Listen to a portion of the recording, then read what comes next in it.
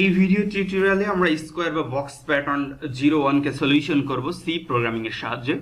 ঠিক আছে, তাহলে উদাহরণটা আমরা দেখতে পাচ্ছি এখানে একটা উদাহরণ দেয়া আছে। এটা 1 দ্বারা হতে পারে, 0 দ্বারা হতে পারে, বা স্টার দ্বারা হতে পারে, বা হ্যাশ দ্বারা হতে পারে, বা যে কোনো সাইন দ্বারা হতে পারে, এরকম প্যাটার্ন। ঠিক আছে, তো এই প্যাটার্নটা আসলে কিভাবে আমরা সলিউশন করব? প্রথমত আমাদেরকে যেটা নিয়ে কাজ করতে হবে সেটা হলো যে এখানে আমাদের কতগুলো রো আছে, তাই না? সেই রো এর জন্য আমাদের একটা লুপ চালাতে হবে এবং প্রত্যেকটা রো এর আন্ডারে কতগুলো করে কলাম আছে সেগুলোর জন্য আমাদের একটা লুপ চালাতে হবে। তো আমরা দেখতে পাচ্ছি যে এখানে যদি আমাদের প্রথম রোটা হয় এটা, তাহলে এই রো এর আন্ডারে আমাদের এটা ফার্স্ট কলামের ভ্যালু, এটা হচ্ছে সেকেন্ড কলামের ভ্যালু, এটা থার্ড কলাম, এটা ফোর্থ কলাম, এন্ড এটা হচ্ছে ফিফথ কলামের ভ্যালু। তার মানে আমরা যখন এই রোটা নিয়ে কাজ করব, এই রো এর আন্ডারে যতগুলো কলামের ভ্যালু আছে সবগুলো ভ্যালুকে নিয়ে আমাদের কাজ করতে হবে। ঠিক আছে, তো আমরা কোডিং দেখলে বিষয়টা ক্লিয়ার হয়ে যাবে। আমরা স্টার্ট করি আমাদের কোডিংটা। তো আমরা এখানে অলরেডি একটা ভ্যারিয়েবল ডিক্লেয়ার করেছি রোজ নামে, যে আমাদের নাম্বার অফ রো কয়টা থাকবে, এন্ড এটা হচ্ছে কলামস এর জন্য COLS, আমাদের কতগুলো কলাম থাকবে, এবং লুপ চালানোর জন্য আমরা i এবং যে ভ্যারিয়েবলকে রেখেছি। এখন আমরা ধরে নিচ্ছি যে আমাদের নাম্বার অফ রোজ হচ্ছে 5টা এবং নাম্বার অফ কলাম হচ্ছে 5। সো আপনি এটা 10, 15 যে কোনো কিছু ইউজ করতে পারেন। আমরা ডিফারেন্ট উদাহরণ দিয়ে সেটা দেখব, তবে এটা আপনি ইউজারের কাছ থেকে ইনপুট নিয়েও আরো ডাইনামিক করতে পারেন প্রোগ্রামটাকে। ঠিক আছে, তো আমরা রো এর জন্য একটা লুপ চালাবো।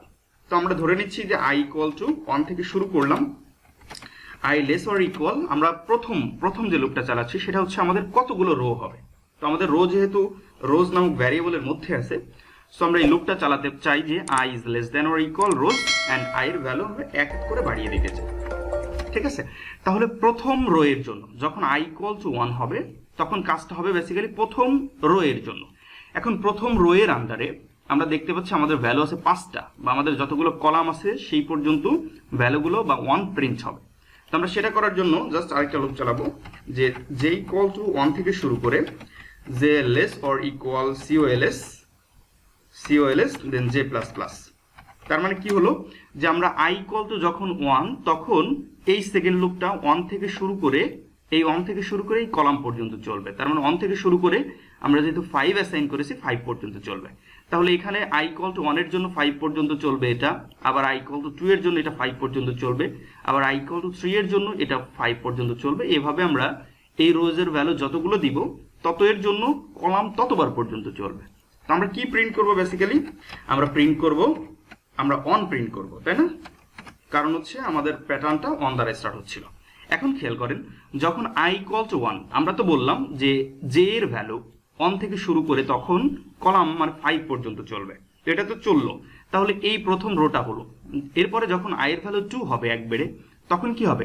আমরা সেকেন্ড রোতে চলে এসেছি না? তার মানে প্রথম রোটা শেষ হওয়ার পরে বা একটা করে রো শেষ হওয়ার পরে অবশ্যই আমাদের কি করতে হবে? একটা নতুন লাইন প্রিন্ট করতে হবে।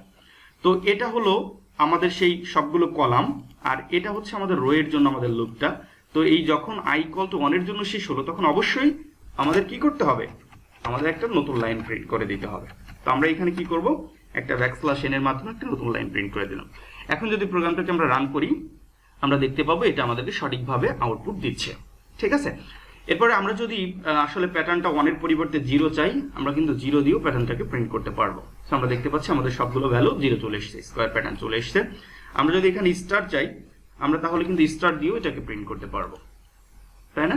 এবার যদি আমরা চাই যে এখানে আমাদের নাম্বার অফ রোজ এখানে 10টা থাকবে এবং নাম্বার অফ কলাম যদি আমরা বলি যে এখানে 10টা থাকবে, তো এখন যদি আমরা প্রোগ্রামটাকে রান করি তাহলে 10টা রো এবং 10টা কলামের জন্য আমাদের স্টারগুলো প্রিন্ট হবে। ঠিক আছে, তাহলে লজিকটা হলো এখানে যে এই লুপটা চললো আমাদের রো এর জন্য, এবং এই রো এর প্রত্যেকটা ভ্যালু এর জন্য এই কলামের লুপটা A to Z মানে 1 থেকে শুরু করে কলাম পর্যন্ত চলবে, এবং এই কলামের কাজটা যখন শেষ হবে তখন একটা করে \n বা নতুন লাইন প্রিন্ট হবে। কারণ কি?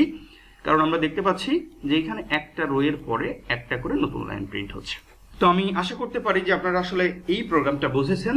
তো আমরা 1 by 1 করে আরো আপডেটেড স্কয়ার বা বক্স প্যাটার্নের দিকে যাব, সেগুলো দেখার আমন্ত্রণ জানিয়ে আজকের মতো শেষ করছি। ধন্যবাদ সবাইকে।